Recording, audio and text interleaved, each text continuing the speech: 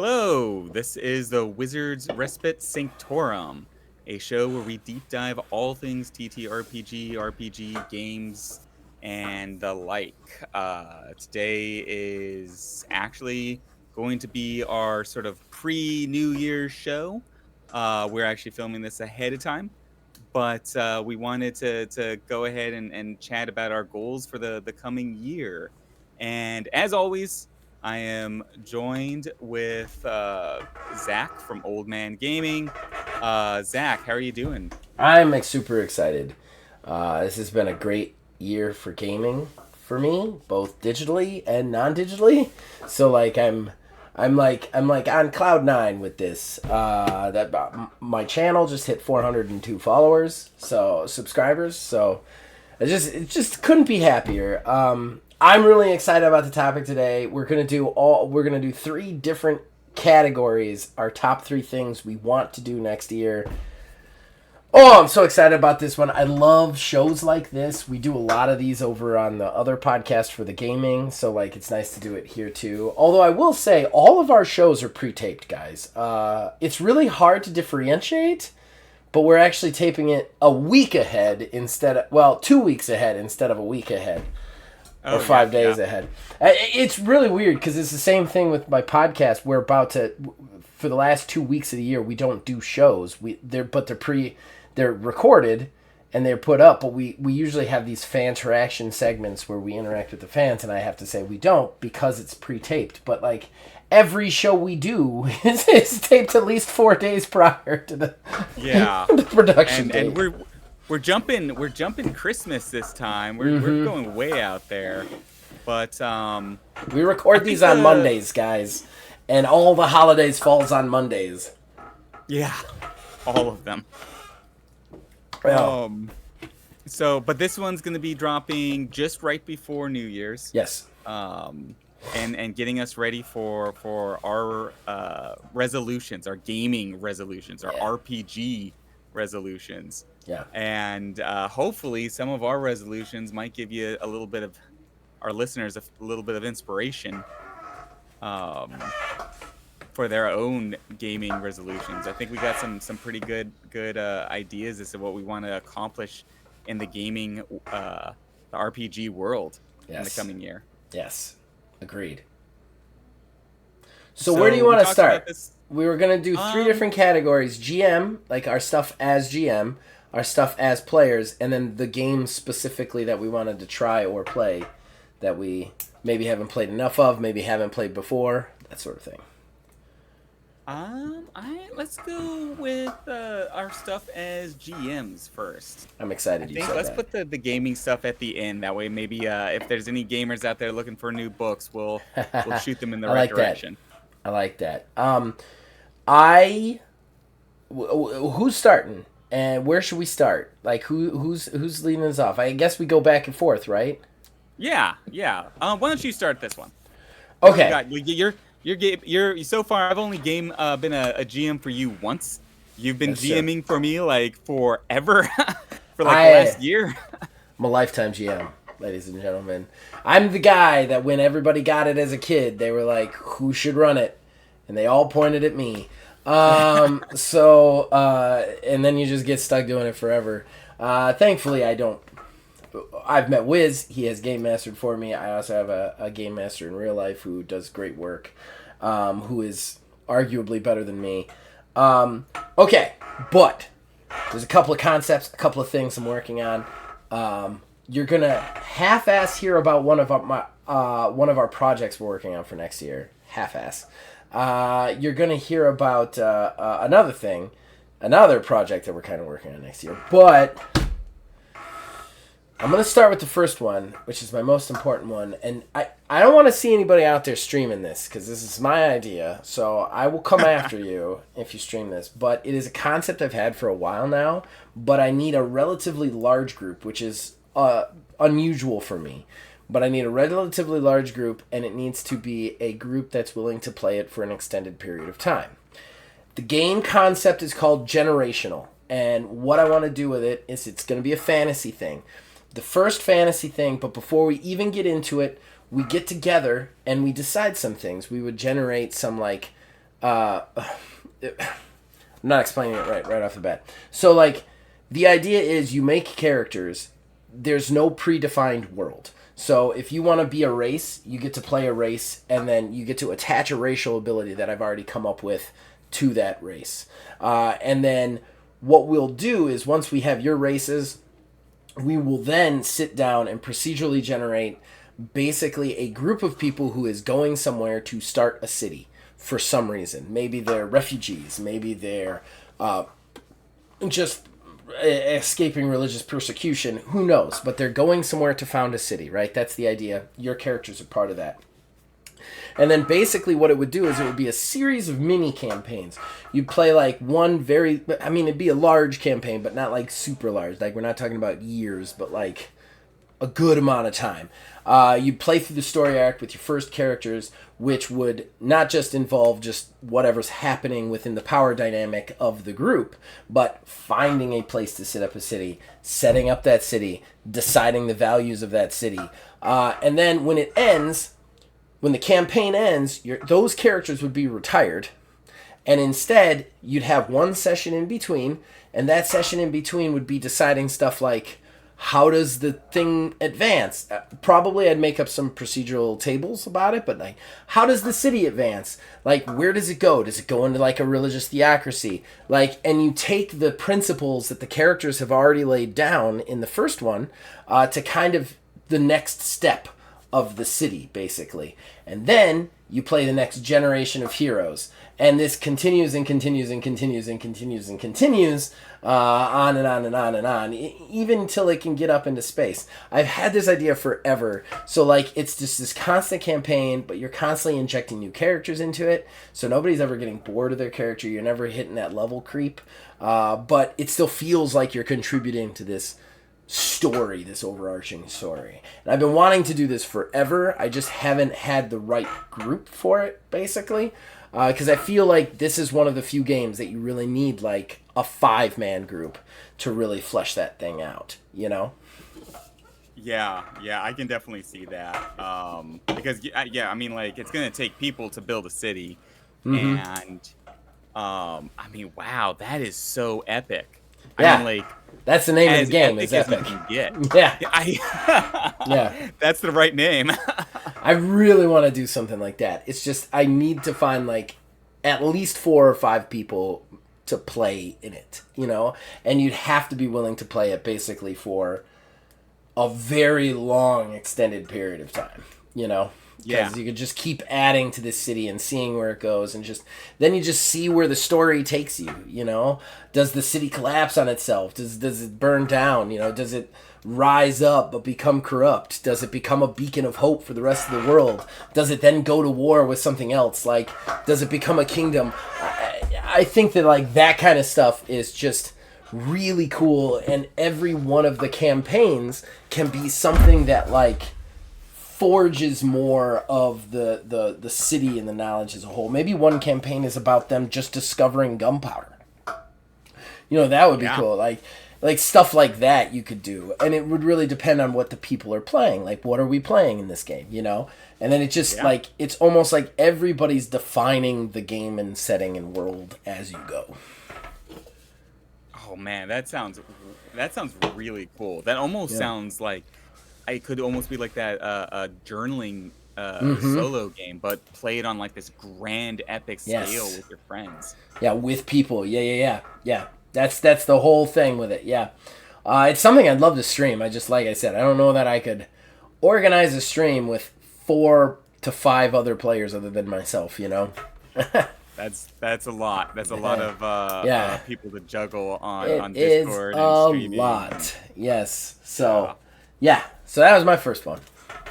Oh wow. Okay. Well, um, that's quite epic. It's my biggest uh, one. I went big. I decided to do the wrestling thing. I opened with my biggest match. So everything's downhill on my list from here on out. um. So I am. I wish I went first because I have to follow that. That was a really good one. I don't have anything quite nearly as epic. I've been for my game master sort of category, what I want to try to accomplish as a game master, I've been working on a pretty big city, sort of landscape area for a heist style campaign, and I want to expand that into a whole world. I've just started tinkering with it. I have characters. I GM two tables. They've both been playing them simultaneously, so I'm kind of getting playtesters as I go. And I'm about to launch a campaign where they move from this big, massive city that I've made into the wider world, and I start fleshing out this sort of complex landscape. It's a high style, so they're going to be running around stealing shit. It's going to be a lot of fun.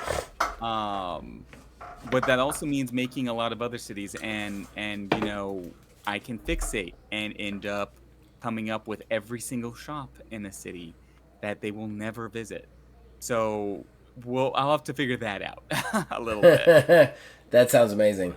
I love stuff like that. One of my favorite games that I ever did as a game master was I did an open world concept. And basically, I just made a city. It wasn't a big city. It was like an outpost sort of thing. But I just made a city, and I just made every store owner and character in the city. And then I was like, anybody they talk to will have at least 2 quests. And then I didn't map out the quests, but instead I was like, oh, this is George, whatever. And then I just wrote, he's gonna want you to find this. It's probably here. And then he's gonna want you to find this. It's probably here. And then I was just like, if they take that quest, I'll build on that. You know. And Yeah. that was a lot of fun because it just let them do whatever they want. There was no like pushing them in one direction. Yeah, yeah. And that's kind of sort of the it's kind of how I build my cities. Also, like at least one plot hook per location. Sometimes a couple of plot hooks, and it's a lot of fun doing it that way. In this one, I have very specific locations that they eventually have to get. There's MacGuffins and all of that other stuff. Um, but I think it'd be fun to watch them try to figure out how to get from one location to another in this very covert way and learn a new city, infiltrate a new city, and I think they've been having fun with it. So that's a more or less the overarching direction I want to go, and see how they do, see how they like it. That sounds great. That sounds great. Am I up again? Yes. So I Okay. guess the next category Or we? Oh is. no, I did 3 for each category. Oh, you did. Okay, so we're doing three for each of our Oh, three categories. I was so confused because I was like, does he really want to do 3 for each category? That's what I did. I did 3 for each category because I wasn't. That's what I thought you were saying. That's why I said to cut it down to 3 instead of 5, because I thought we were doing 3 per category. I know, I got you. I got you. You know what? That's fine. Honestly, like I actually have like a stack of things that I Okay. want to accomplish in All all of right. these categories. I can wing this, no I problem. don't, I don't want to I like surprise you out of left field. I'm I think there was just a miscommunication. I'm known to bite off more than I can chew. So I Yes. have quite the Yes, list. brother from another mother. I get it. All right. So my next one is a project we are planning on working on soon. Um, I have always wanted to run a Doctor Who series. I love Doctor Who. It's one of my favorite TV shows. Um, and I've always wanted to run a series, run a game of it. So we've decided. Well, I've decided to kind of run a series of it. It's going to be different from our usual streaming thing. It's going to be something that we pre-record basically an entire season. So don't expect to see it anytime soon, even if we start it soon. But we're going to record an entire season before we start even posting anything. But what the idea will be is I'll do it kind of episodically, so each stream kind of covers an episode, and then it'll be in single mod instead of the actual Doctor Who RPG. I know they've got Core 7 and it's a good game, like good system or whatever. I'm not gonna learn a new system for it. Plus, I'm trying to promote single mod, so and its versatility, so I'm gonna play it in single mod. But the idea behind it, and this is really exciting, is anybody who listens to it who's a community member will have a chance to play it. I'm going to start with just 2 players, like a kind of Time Lord-esque character and then a companion. And then at the end of the series, the Time Lord will regenerate, potentially take on a new companion. Maybe the companion becomes the Time Lord.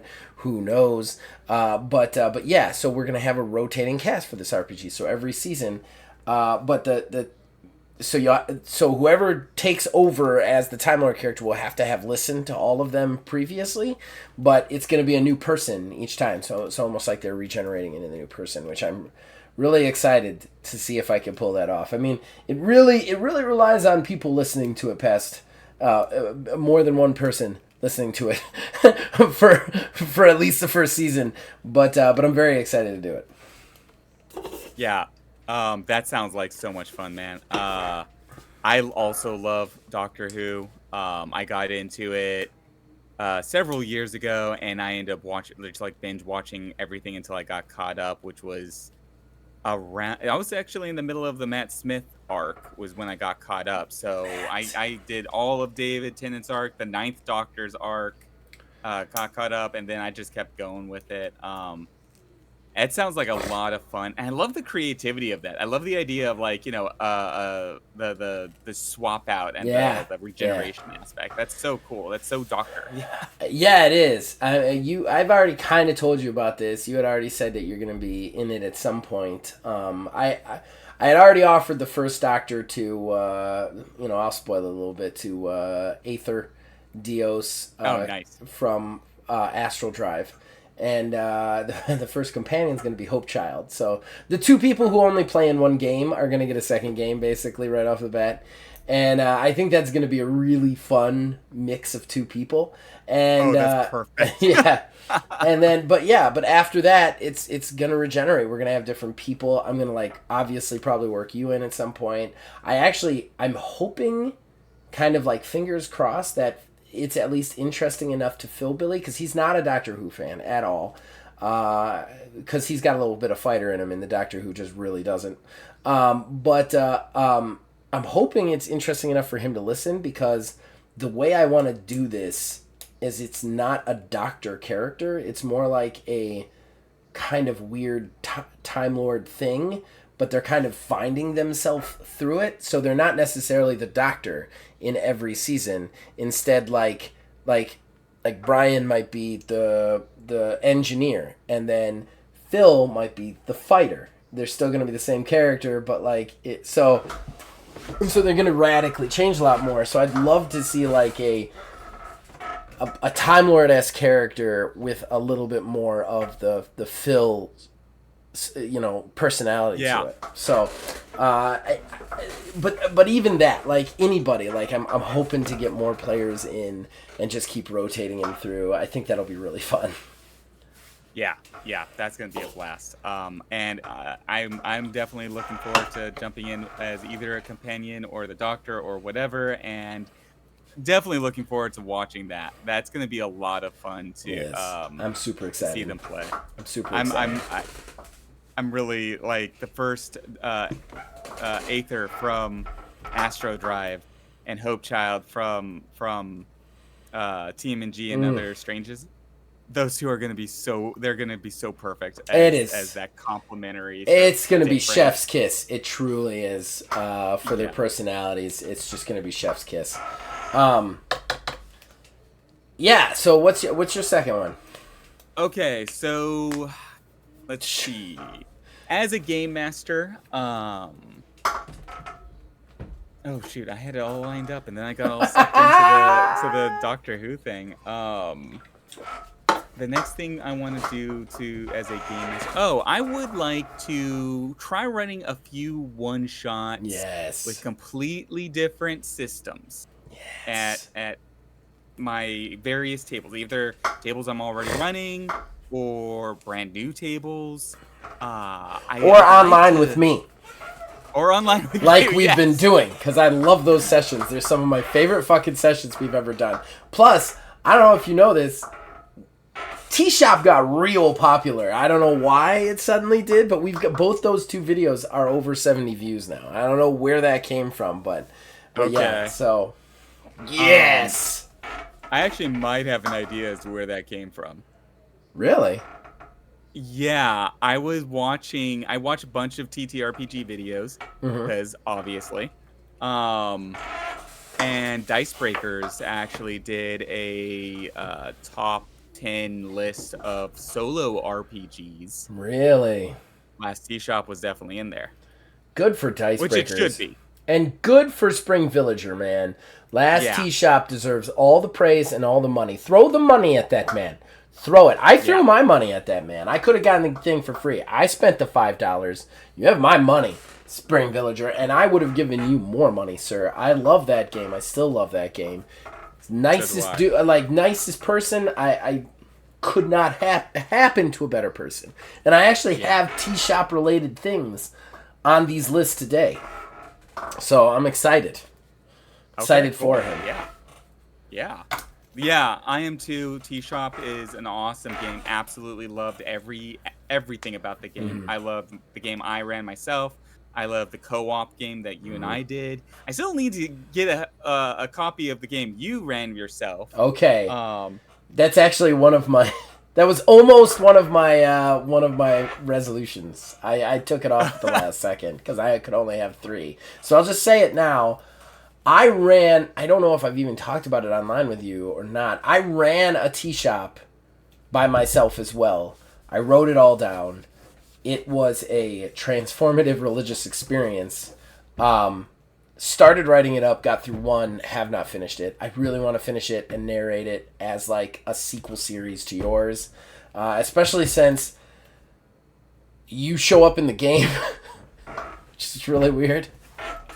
Like oh, really? yeah. One of the characters, I was like, oh, this kind of makes sense, and yeah, it ends up being not you, but your tea shop owner from your Yeah. tea shop game. I was like, oh, that's perfect. So like, I really want to put this out there. Yeah, I really want to put it out there. So I kind of want to find some time to work on it in 2024 and bust it out. But I really don't want to put it out until I'm completely done with it, just because other things have fallen apart almost at the end. Obviously, the Axiom stuff, and I don't want to get to that area where we're not, you know what I mean? We're almost done and we're not, you know?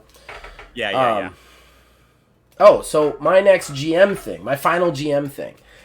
This isn't really a GM thing. I'm going to be honest with you guys. This is a little bit of a cheat, but myself and Wiz, we've talked about it a lot. We're working on the first campaign setting for Single Mod, the game I released on Axiom. In Games LLC, it's on itch.io. Ordo Scriptorium, it is basically authors who inject, well, it's people who inject 18th century author blood into their body to gain powers to fight monsters, like eldritch monsters. Really excited for this thing. I know this sounds like a plug, but it's not. It's a resolution because I really want to get this done. I really want to get it out there and just show people what single mod could be when you really like, when you work with it. You know what I mean? When you play with that system, you know? Yeah. I have a bunch of... I'm actually putting together a roadmap for my devlog on itch because I want to do Ordo. I want to actually revamp... I don't want to revamp it, but I want to put out like a 2.0 rules or like a 1.2 rules because there's definitely some perks I think could use some love, some other rules that need a couple of love now that we've played with them a while. But the system is there. It's a beautiful system. I really want people to experience that system, and I think more will once we get a setting campaign out. And the thing that me and Wiz are working on is just amazing. Plus, I don't know that I've ever had a... I'll say I don't know that I've ever had a partner, but somebody who just I never have to bug you. You're just already working on the stuff we're talking about, which is just really nice. Yeah, it's been a blast, and like, yeah, you'll shoot me a text with like, hey, what about this? And I'm already half thinking about this. Yeah, Like I'm driving around, and I'm just like, my mind is on Ordo or on one of our projects, and you bring it up, and it's just like, I'm already there. You know? Yeah. Yeah, like I actually. We didn't, just to let everybody know, we didn't actually discuss any of our specific resolutions before we had this. None. And my third resolution is also Ordo Script. Yes! Saves us time, baby. Like, saves us time. It just came, I mean, it was 100% like going to be in there. Because when we do Ordo Scriptorum, when we get it out there, we had talked about doing a live stream of actually playing it, and Hmm. where I would be the game master. Yes. I volunteered for this one because honestly, like I kind of owe Zach at this point. He's been game mastering for like a Don't owe me year, anything. Don't owe me multiple anything. games. That's But what I do, also like baby. I think it'd be a lot of fun. Like I've been playing the single mod system for it's been about a year now. Yeah, yeah, yeah. And I think I'm ready to try my hand at game mastering the system. I'm looking really forward to exploring that with the setting that we're doing. Yeah. And I think it's gonna be a lot of fun. I'm really enjoying writing on this thing, man. Like I'm this gonna this I'm gonna is this use could be that. fun. I'm gonna use it to segue right into my first player resolution because Okay. we've got some perfect synergy going, and that is my first resolution as a player is to play single mod. I haven't actually gotten to play single mod. This game I created, over the course of the last year and a half, I haven't actually been a player in it. I haven't seen it from that side. I mean, I've watched a lot of people play it. I've game mastered it a lot. I haven't gotten to actually just pick my own perks, I guess, would be the same.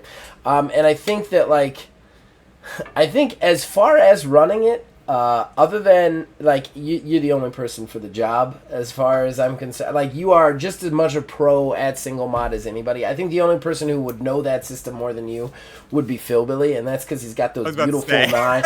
He's got those beautiful mind numbers that just start popping up his buildmaster head every time he looks at his system. And he's like, well, if I do this, I'm going to kill all your bad guys. But I think that, like, I'm very excited to play that. I've also, not to spoil anything for you guys, I don't want to, like, guarantee this, but that stream, basically, we've reached out to Neil and Kayla to play in it with me, which I've never played with them. I game mastered a game with them, a short-lived game with them and Philbilly, before I was in the live stream or whatever, but I've never actually gotten to play with them, and they're big into TTRPGs, so like that will be exciting. It will be a completely new experience for me, like new players to play next to, even though I've known them for forever, and we all have really good chemistry. Yeah. So I think the show will be good, but it's just a completely new experience, hands down, and I'm very excited about it. It is fun as a game master to jump in Yes. with your players. Yeah. Yeah. And actually play with them as Mhm. characters. You're not trying to navigate all these things, NPCs, all the monsters. You're not trying to kill them. Yeah. You're trying to work with them more actively as a player on that side. That is a lot of fun to jump into. And I personally I very much value the opportunities I get when I get to do that. Yeah. And yeah, I'm that was a good segue. I'm very much looking forward I'm looking forward to uh, GMing single mod. I'm looking forward to the setting that we're doing. I think it's going to be Hmm. a really wicked addition to the core rule system. Yeah. Um, and yeah, well, let me ask you a question. Yeah. On the player side of this, when you jump in as a player, what's your author? Because for everybody out there, you're connected to these authors, these archetypal authors, and that's where you get your powers from, and they're Hmm. very thematic with the type of books that these authors have written. So, like, Yeah. have you given any thought to your author? I have given a lot of thought to it, like a lot of thought to it, and I'm really. The other thing is too, we're still working on the torches, which are going to be the author abilities, basically. But I'm definitely leaning towards like Mary Shelley, of all Okay. things, like because I think she's going to be a little bit more. Like not her, but like characters of the Mary Shelley, I think is going to be a little bit more like science/gadget oriented, which I think could be a really interesting juxtaposition to the stuff that we're going to be seeing. But yeah, I'll have to see. I'll have to see. I'm not 100% positive yet. I'm really not. Okay. I also really like the fact that the H.P. Lovecraft is going to be in there. Yeah. So for everybody out there, another little peek behind it. It's going to be Bram Stoker, Mary Shelley, H.P. Lovecraft, Edgar Allan Poe, Anne Radcliffe, and H.G. Wells. Those are our 6 starting authors. We're probably going to add more authors as we go along, but for right now, it's going to be 6 in the initial book. H.P. Lovecraft, all of his torches so far deal with gaining power through insanity. So the madness, you get madness in this game, and obviously like the more madness you have, the more chance you have of going insane, losing your mind, basically kind of like mental death of a character. But with H.P. Lovecraft's like torches, all of them revolve around having more madness and like using that madness to cause problems for the stalkers. And I think that that's a really fun thing to do too. Like I even wrote, like when we were writing it up, it's kind of like everybody, all the other people kind of look at H.P. Lovecraft people as like scary. Like a lot of people don't even want to work with them because like they could lose it at any time. Like I don't want to be around the guys who are almost stalkers themselves, you know? Yeah. And we have a whole insanity system where there's even like a subsystem where, you know, some of the insanity kind of lingers with you and can keep effects. And that really seems like that probably would have been my pick, honestly, is H.P. Lovecraft. Zach wrote the torches on that, and when I read over H.P. Lovecraft's insanity like boosting powers, I was just like, oh, this is like so perfect on so many levels. It looks like so much fun. Yeah, it does. It looks like a lot of fun. What's your first one? We took a lot of time on that one. Oh, right. Okay. As a player, actually, so I'm I just actually recently accomplished this, and they don't know this yet. But my players I'm GMing 2 tables right now. And my players don't know this yet, but I have just recently decided to see if I can't slide them into a GM position for a one-shot, as many of them as I can. That's my personal goal. And so that's my resolution for the year, to see how many of my players I can convince to GM a one-shot. At least a one-shot. If they wanted to do more, that's cool. More D&D for you. Yeah, exactly. More D&D. I got. Hopefully they don't listen to this podcast. They'll be on to you. Yeah. Well, I haven't been the most subtle about it. I've gotten one player to do it for me so far. He's been the GM. We've had a really great time. I have another player who straight up, she has said that she wants to do a Valentine's spicy game. She is a huge fan of romance novels and all that stuff. Lot of blush. Yeah, exactly. It's a grown-up table. We all make like dirty jokes basically and all kinds of stuff. The thing is, I'm actually really bad at that stuff when it comes to games. So I'm gonna walk in there completely absurd. I'm not even gonna know what I'm doing. And I don't know. I'm gonna try. I don't know if I can hold her to it. But I think if I give her enough encouragement, I can get her to actually run the game. And then on my other table, I have another player who's like, well, maybe, and so maybe I just need to push a little bit more, and I can get her to run a one shot. Well, I'm gonna segue off that because it's kind of a D&D thing. I have a resolution involving D&D. I want to play it. Did I convince you? Yeah, I want to try it. I am a known loud detractor of D&D, and I play Baldur's Gate, and I love Baldur's Gate 3, and that's on D&D's system.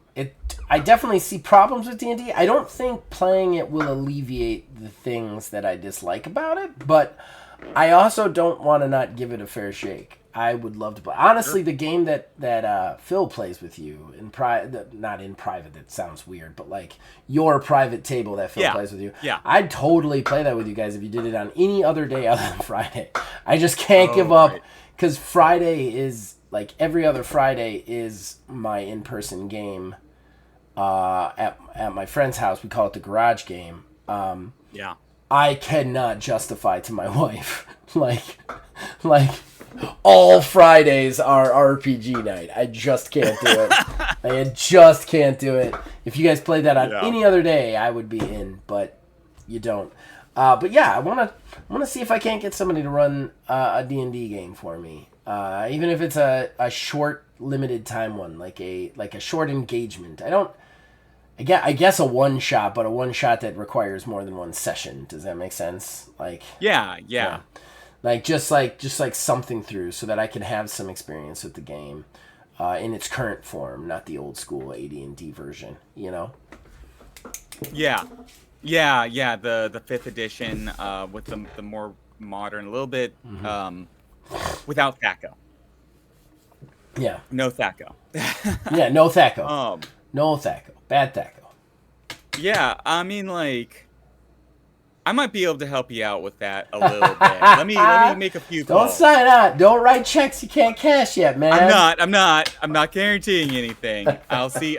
Let me make a few calls. Let me see what I can do. He's gonna try and make this happen. Let me try and make Yes. this happen. We had the whole Big D&D Ashy version. Style is gonna get. He's got the hookup. Well, The wizard coming in, giving you the hookup. I feel responsible at this point. We had the big debate. We had the big D&D debate. If you're gonna jump in there, I have to support this.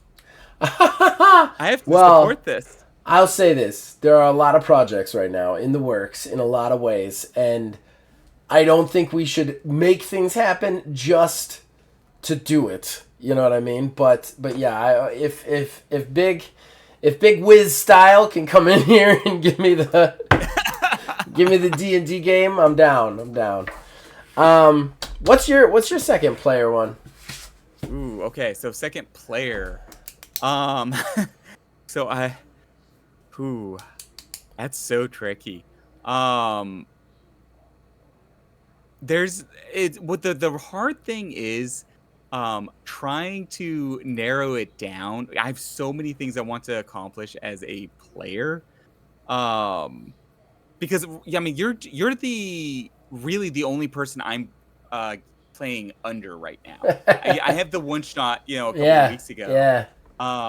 But we have Astral Drive that I'm playing as a player for.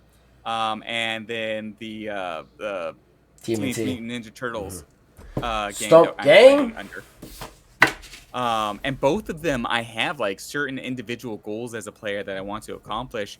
One thing I've been working towards for in Astral Drive is character development. I've been trying to tinker more with actually getting better at finding ways of taking a character I started with and turning them into a new character through the course of logical events that Yeah. they encounter in the gameplay.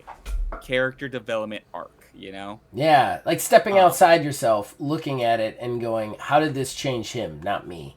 How did this, Exactly. how would he react to this, not me? I appreciate that. That's tough. It's tough sometimes too. I recently in my World of Darkness game, where I am a player, had an issue where I was like getting upset. Not upset, but like me as a person was kind of bleeding through into the character. And I was deciding I was going to kill God. That I stopped. I thought about it. I was like, I don't know if that's what my dude would do, and like I could step back. It's hard to do sometimes. It's very easy to like get wrapped up in the moment and like feed off your own natural instincts. Oh, it for sure is. It for sure is. And with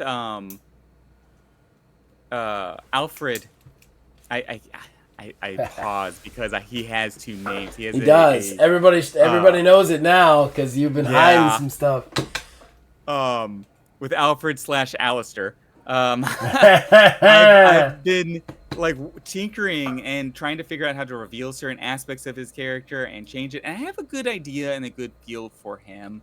And I know where like how these experiences may have changed him a little bit.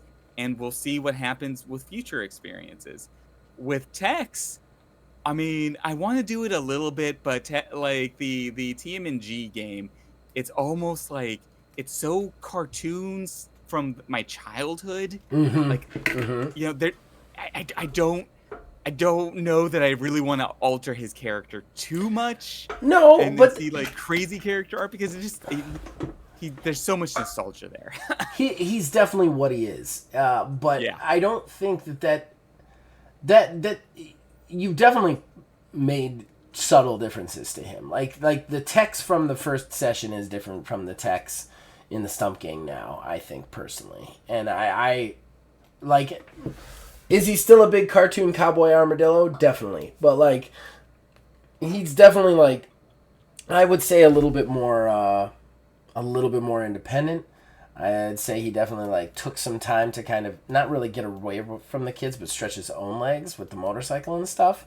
And I think that like his interaction with Bert has been really great. You know, as far as character development goes, I love the Turtles game because it has those character development moments, but it still has all this fun in it yeah, that just like I love Astral Drive. Astral Drive can get real heavy sometimes.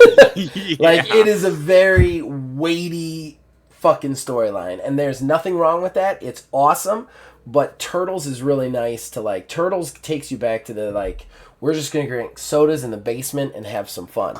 You know what I mean? It doesn't mean you're not gonna have good characters or anything. It's just it's a much more fun interaction.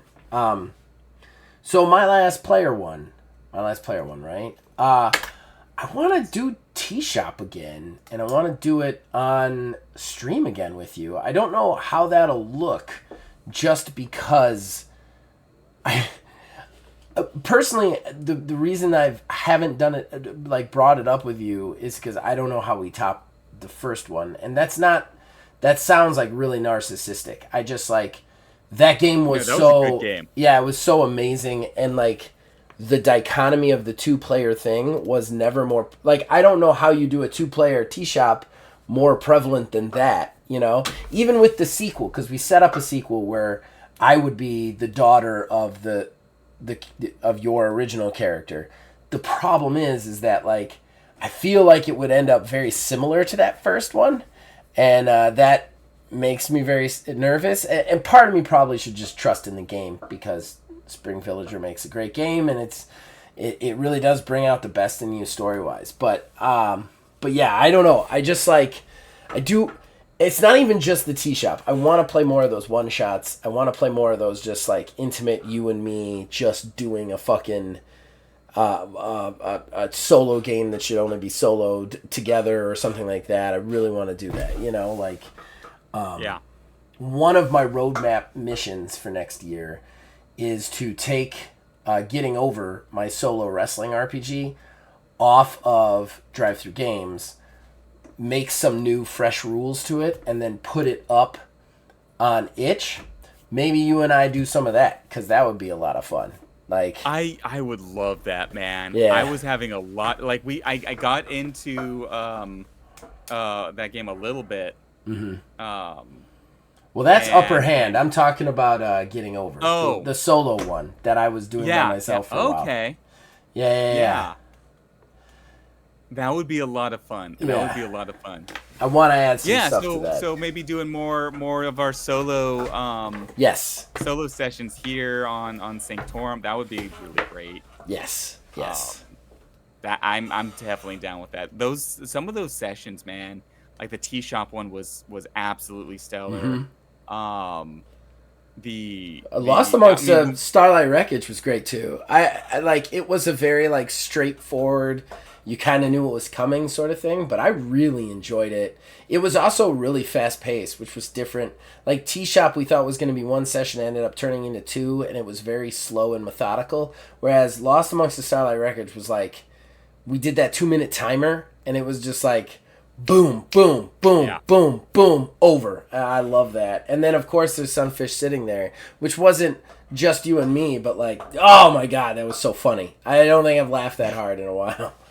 Yeah, that was just such a freaking blast. I was like that was great. All of those games were great to play, and like I think one of the reasons why like you and I enjoyed those games so much and playing like like those games together and playing with Neil and Mm-hmm. um Kayla. Yes. Yeah, Um, Kayla. Neil and Kayla. it was one of the reasons why it was so much fun was it's like a writing game. Like these games like really force you to be, creative on the spot in Mm-hmm. the moment, very improv, and you just can sort of let your the imagination loose Yeah. and let it go. Yeah. Um and when you're doing that with friends, I mean like you guys and everybody ends up coming up with the best stuff, you Yeah. know? Yeah. So yeah, So I that's a think good you've one. got one last player one, right?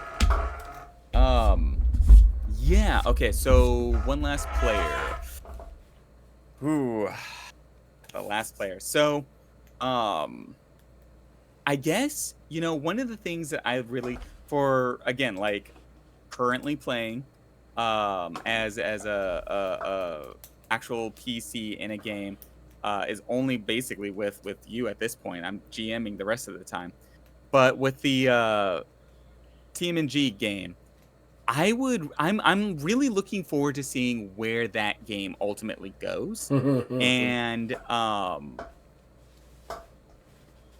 I mean, I think that's really it, honestly. I really love Astral Drive, and don't get me wrong, this is not like a dig at Astral No. Drive whatsoever. I love Astral Drive. I got a little bit of a sense of where it's going. I mean, like it could go anywhere. Don't get me wrong, but like like you said, it was intense. It was heavy. Yeah. I know the tone there, and Yeah. so I know whatever I'm about to walk into when I walk into Astral Drive is going to kind of it's gonna be rough. Yeah. I'm Yeah. ready for a fight with Astral Drive. I'm ready. I've Yeah. had my heart pounding multiple It's times definitely that in that game. emotional pull on that one. Yeah. Exactly. And so I kind of know not necessarily where the story's going, but where my psychological well-being is going. Yeah. um with Astral Drive. But with the other game, like, it could go freaking anywhere. Like because it's such a like fun little bit irreverent game, with the talking armadillo with a gun and the crocodile that's obsessed with um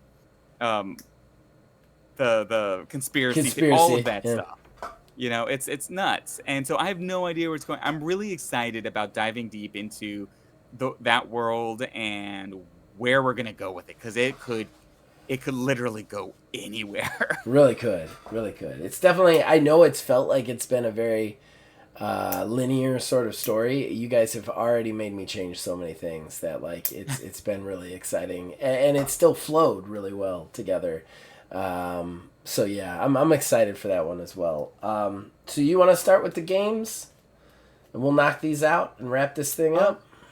yeah, let's start with the games. Okay. Um, okay, so you were talking about Last Tea Shop so much. Mm-hmm. And my first game on the list is actually going to be a solo journaling TTRPG. Okay. And I saw a few things about this. It looks really interesting, and it appears to be a game that's sort of set up where you could literally play this forever. Ooh. Um, it's Be Like a Crow. Let me see if I can't get. It's Is it not itch? actually. What's that? Is it itch? Actually, I didn't find it on a drive-through, and I haven't looked on Itch yet. I'm They looking. I'm do have already it on on itch their because own all of mine website. were on itch. So Okay. I'll look on itch. Um, the publisher has their own website. It's Critical Kit is the publisher, and Okay. I found it on there. Let me actually see if I can't pull up a little bit of the stats on this one because um the game basically is set up uh where you play literally a crow. Okay. And so they have this mythos where it ties into the various legends across the world of crows being supernatural and being connected to the other side, all of these other things. And you're able to explore that through the eyes of this crow. You make friends with other crows, you talk to them, you observe humanity, and they have it set up so you can start from like a primitive age and then take the story all the way up to like cyberpunk if you wanted to. Really?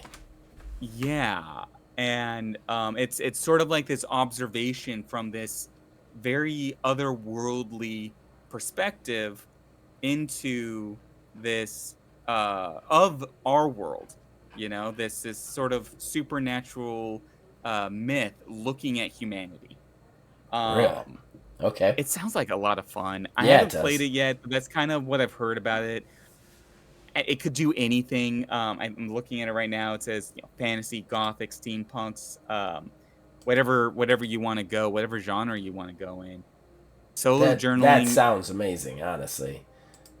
yeah, that's the first my first pick for the game I want to try in the new year. That's a good pick. That's a really good pick. That's a really good pick. Um, all right, so mine then, right? My first one is gonna come right off of that because that would be one that I'd love to play with you on stream, without a doubt. Like that's one that we could do like a one shot of, I think. But For sure. in addition to that, the one I want to do, and I've been looking at this on itch for a while. It's a free game, but I don't like to just get stuff for free. I hate that. So like I want to give this guy at least some dollars. I don't have it yet. It's called Space Bounty Blues, and it is a. I shared it to you actually not too long ago. It's a Cowboy Bebop ripoff, basically.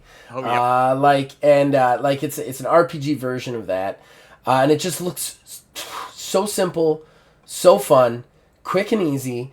And on top of that, it has like they included a Spotify playlist for it. Like that's how into the source material they are, which I truly respect that like all the way.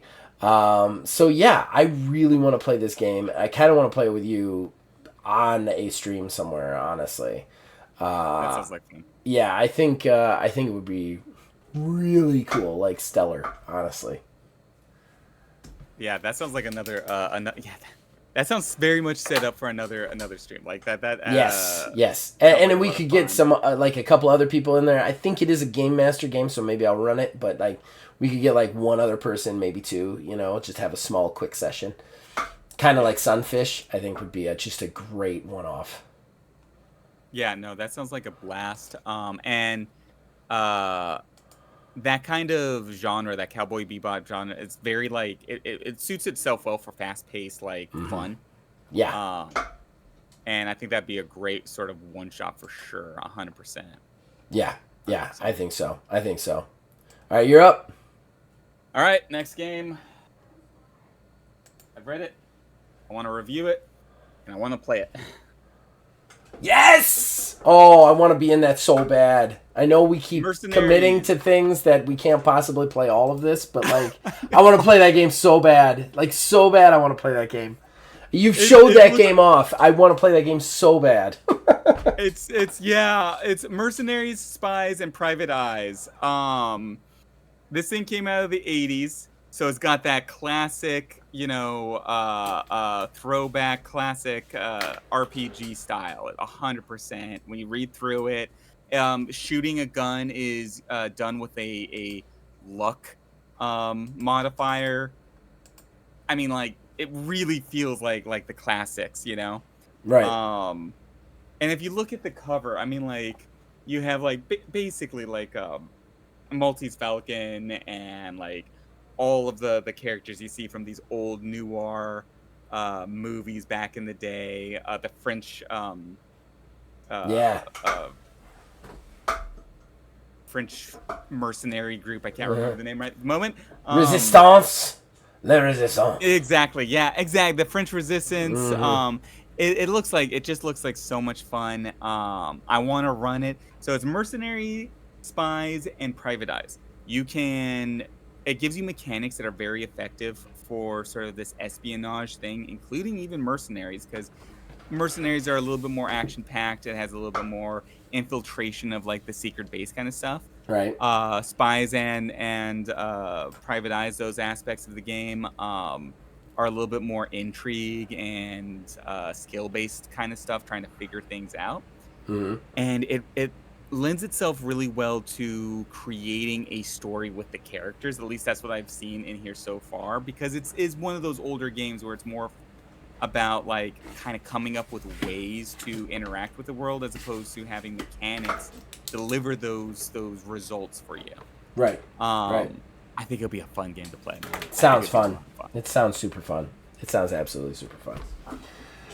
All right, what you got? And I want in on that. I will do Absolutely. everything in my power to make that happen, because that game is like right up my alley. Just, I know we're already running way later than we usually do on these shows, but slight digression. The only books I have read in my life are when I was a kid. I read the Dragonlance books, yick, and then read a couple of other books here and there that were weird and off the wall. Detective books.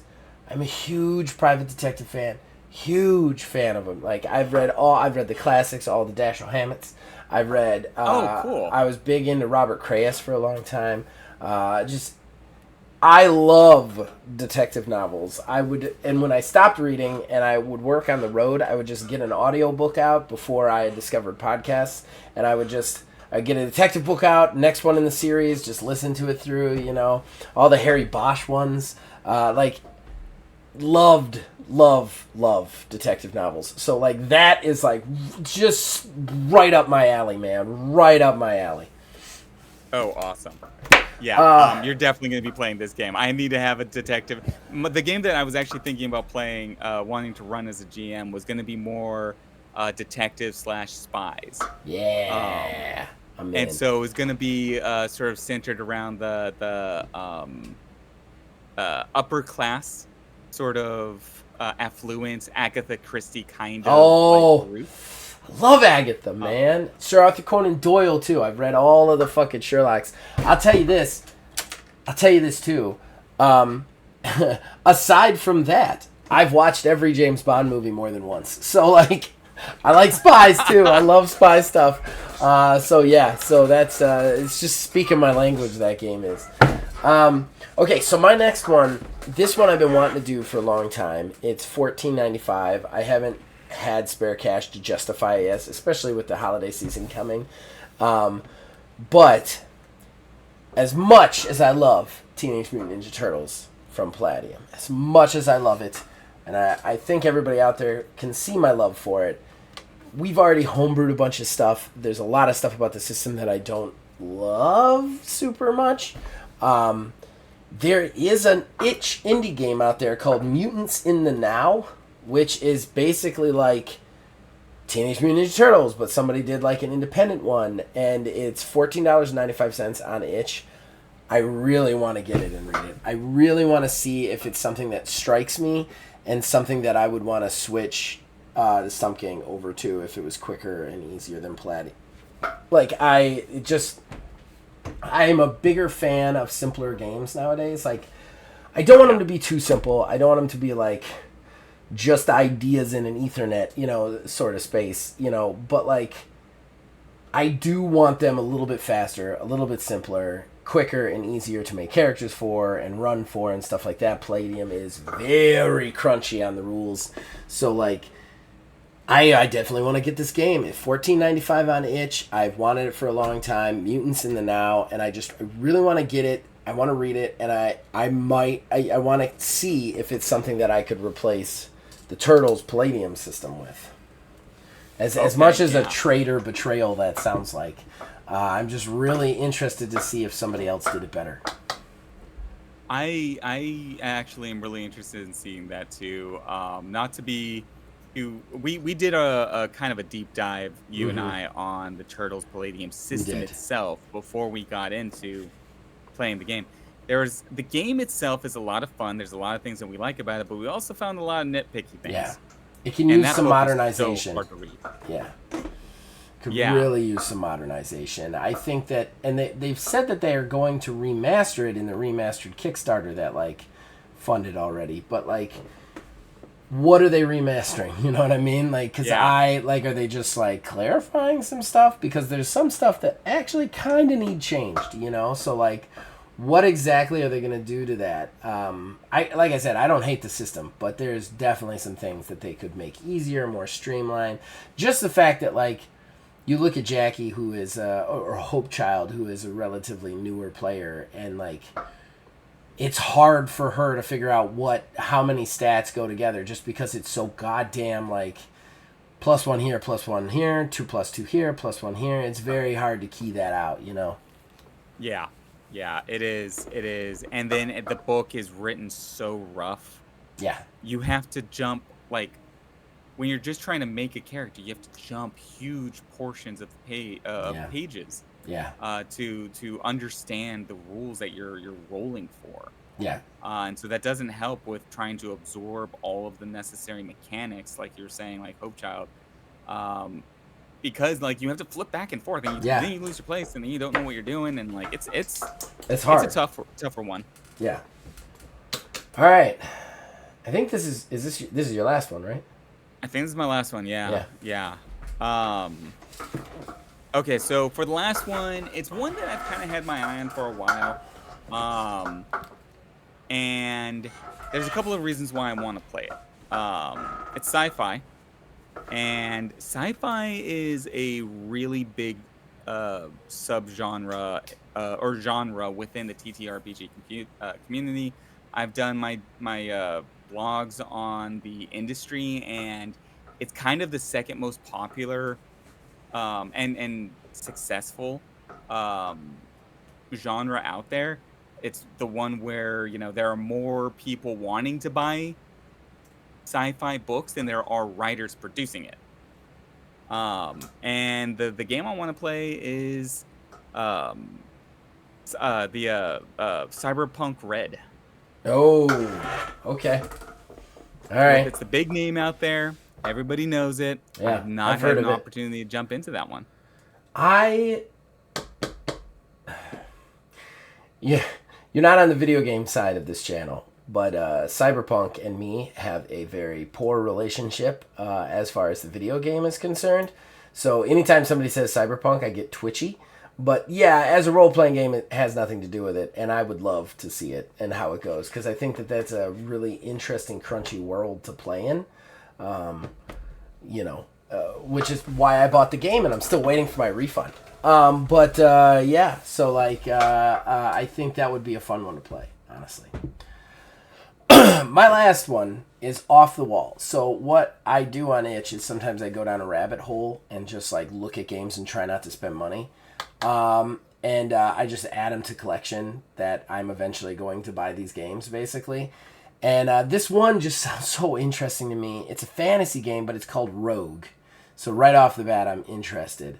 It doesn't really give a description of what the game world is. I'm hoping Rogue it's just all heists, but I'm just gonna read the features and why I had to put this in the list, because all of these sound really interesting. And it says if OSR and story games had a baby, which I am not sure what those are.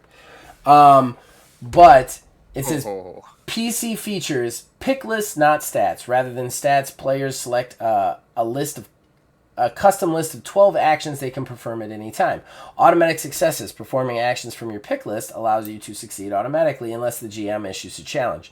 Real-time refreshes. You can overcome any challenge by using your character's personal ace, a phrase detailing your character's core powers, which refreshes every 15 minutes in real time. Right off that, that's interesting. Crises, not hit points. Rather than using abstract hit point totals, PCs manage a list of crises such as injury, exhaustion, and incapacitation. So long as they have less than 4, they are alive. GM features, hard and soft events. You can cause anything to happen at any time by using the GM events table and interpreting the results as you see fit. Initiative lists combat. Combat is dynamic and relies on the GM following the logical narrative flow rather than an artificial turn-based system. God, I love that. I hate initiative. Narrative-based monsters. Monsters are composed of a list of events, a list of overwhelming powers, and a list of weaknesses that can be exploited. And rulings, not rules. Everything from monsters to events to crises to situational bonuses and penalties is designed to provide maximum support for GMs interested in running the game with important OSR principles, which I don't know what OSR stands for. And then it's 9,447 words and 32 pages, only 32 pages. So like, it's only $6. Like, that sounds so fucking cool to me. I don't know. That just sounds like a game begging to be streamed and played, you know? Oh yeah, 100%. That there's a lot to unpack with what you just wrote. Like just like that, the monster system right there Yeah. making it so narratively focused. Dropping out the initiative, like you were saying, like making it more about the story. That sounds really cool. What is OSR? Do you know what that is? I know what story games are, but do you know what OSR is? Old school revival or Oh. old school renaissance. It's a little bit of a. I've heard a couple of people like sort of define it slightly differently. One of them is, and a big portion of it is games that really kind of work off of the old school D&D first edition, second edition kind of build with VACO and all that stuff. Right, right. Another group Like has White kind of Box. defined it. Yeah. Okay. And another group has kind of defined it as just old school games. Like it doesn't have to necessarily be. Palladium could still fall into that category. You know? Gotcha. Just the old school feel of gaming. Exactly. Like original D&D. Exactly. Yeah. Exactly. Gotcha. So those are the kind of two groups or two camps within the OSR field. But it's old school is the at very least the principal thing that they both have in common. I actually own White Box. I've never played it. I'm putting it in the camera. People can see it. You can't. But yeah, I will be watching this. I will be watching this for the fact that you have White Box. I have it. White Box fantasy medieval adventure game. Somebody bought it for me. A buddy of mine named Ben bought it for me, and I think it's really cool. I've just never had a chance to play it. That's real cool. That's real cool. That's really interesting. And I think what they might have been going for with like the story games and the OSR thing is that it's so focused on like narrative development. Okay. You know? Yeah, I think it's really interesting. Those are two games I really want to play. So that's it. We're all done, right? Yeah, I think so. This is possibly by far our longest podcast. We're at 1 hour and 7 minutes, I think. So this might be our longest one ever. So Merry Christmas, everybody. Happy New Year. This was our New Year sort of resolution stuff for the next coming year. And I'm really glad that we didn't do the top 10 things we wanted to do, because that would have been real long. Yeah. Well, I mean, in fairness, I didn't understand that you wanted to do one per category. I thought you wanted to do three, like every category have the amount of number in it. When I said no, we're not doing 5, because I don't think we could both do 15. No, the amount of detail we went into. No. Well, before we sign off for what will basically be our last show of the year, is there anything you want to plug before we say goodbye to 2023? You know, honestly, guys, this has been a wonderful year for me, RPGs and gaming-wise. We've had some of the greatest video games ever made this year. And TTRPGs, I've gotten to start really playing TTRPGs again. Not just the garage game, but also here with you, Wiz. We're playing tons of games online. This is probably the most role-playing games I've ever played in my life. So 2023 was a banner year for me. I will say this, we don't have any streams right now planned or set up, with the exception of Astral Drive is returning on January 3rd, the Wednesday of January 3rd. We will be returning with Astral Drive for Season 2. And then TMNT and Other Strangeness, our Stump Gang story will... That's the Thursday after that. I think it's like the 11th or something like that. we'll return with that with more Stump Gang. We got to find out what happens because I don't know that the Ocho story is really wrapped up yet. It depends on what you guys do in the immediate future now that Stella has called Bradford. And it's going to be very exciting. So, The drama. drama. So yeah, so you guys, that's it for me as far as RPGs go. Just keep listening to this and watching everything we have to offer, and you guys you allow us to do something fun and kind of live a dream, and we appreciate everybody who listens and watches for that. Yeah, yeah, and building off of that, I'm gonna be focusing in on a few projects in the coming year, aside from the various wish lists that we've talked about. Expanding upon the various T-shirt designs that I've been putting out there on the Wizards Respite. I think I've been having a lot of fun with them. I've gotten a little bit of success with them, but also I really want to dive into doing the sort of more industry deep dives, giving like a lot of research and a lot of time to how these games are doing in the market out there, so that the TTRPG creator community can look at the research that I'm doing and maybe get some ideas, maybe get a little inspired, maybe see how they can tweak their own game to fit some of the industry trends that are happening, and see some success from that. And that's one of the things I plan on really pushing out there, more articles about the industry and research market research and where that's going in the coming year. Okay, well, I think we've had our final show for the year. See you guys 2024. And as always, keep rolling them dice.